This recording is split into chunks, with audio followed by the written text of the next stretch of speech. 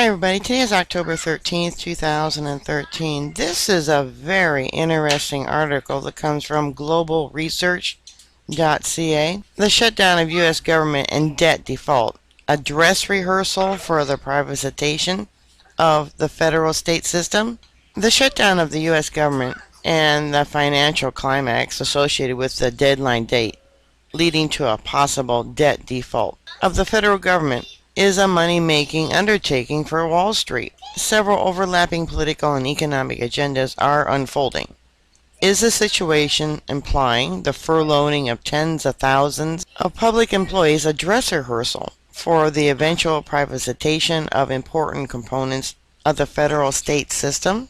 A staged default, bankruptcy, and privatization is occurring in Detroit with the active support of the Obama administration, whereby large corporations become the owners of municipal assets and infrastructure. The important question is the process of state bankruptcy, which is currently affecting local level governments across the land, possible in the case of the central government of the United States of America? This is not a hypothetical question. A large number of developing countries under the brunt of IMF economic medicine were ordered by their external creditors to dismantle the state apparatus, fire millions of public sector workers, as well as privatize state assets. The IMF Structural Adjustment Program, SAP, has also been applied in several European countries.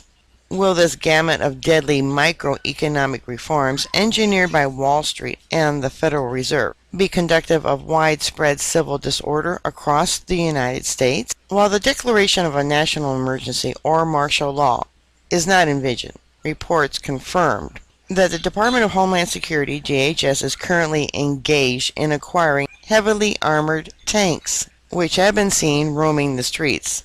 In the words of Ellen Brown, somebody in government is expecting some serious unrest.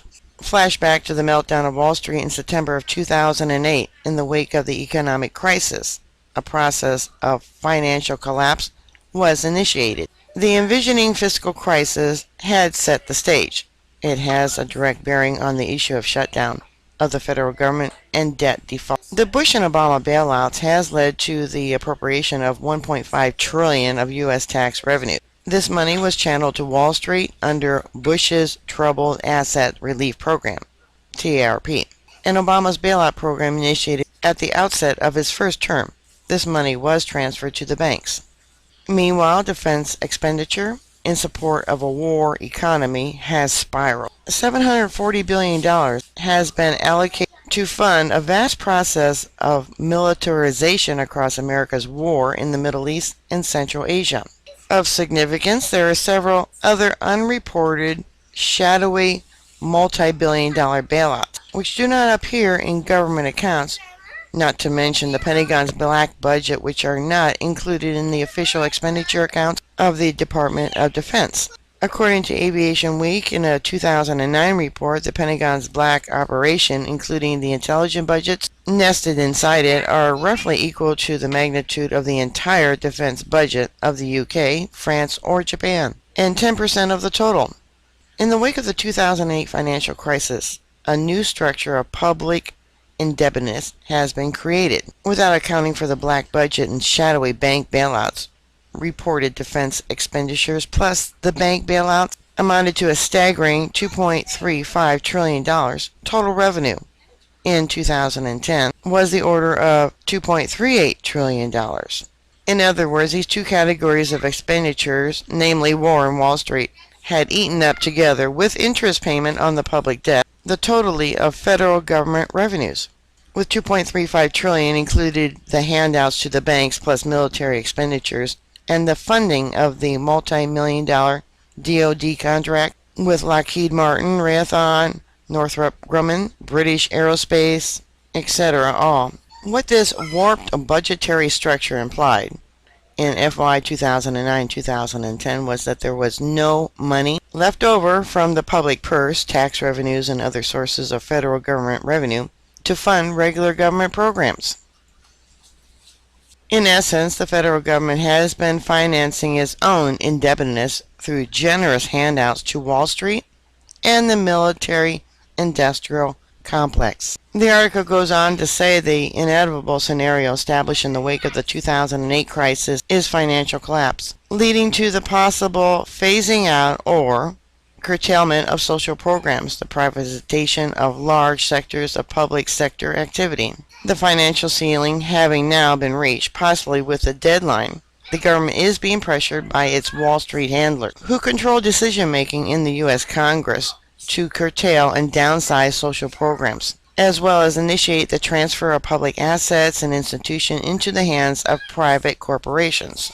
There is also a movement to cut as well as privatize Social Security and Medicare. The privatization of public monuments, museums, national parks, the post office, etc., has been raised in recent media reports as a possible solution to the debt crisis. But let us not be misled. The process of acquisition of federal public property, including infrastructure, and the state's institution is likely to go much further.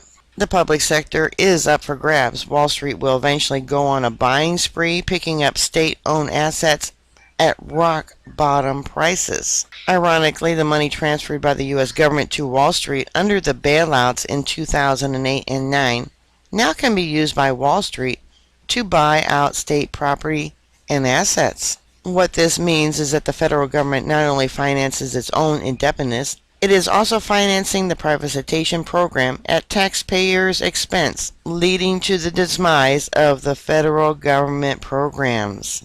This process of privatization of the state is nothing new. It has been applied in developing countries under the helm of the IMF, whereby state corporations are auctioned off and transferred into the hands of foreign corporations. It has also been applied in Eastern Europe, as well as more recently in several countries of the European Union. The article also says that most of the key actors in the U.S. Congress and Senate involved in the shutdown debate are in fact controlled by powerful corporate lobby groups, including, of course, Wall Street. The latter are those which ultimately decide on the outcome.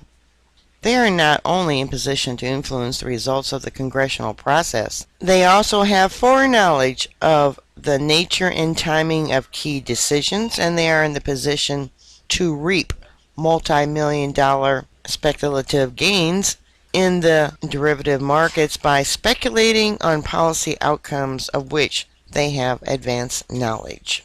I'll give you a link if you want to read the full article. Makes a lot of sense. Alright, bookmark my site. I'll keep you up to date. Please stay safe, and I'll talk to you later. God bless you all. Bye.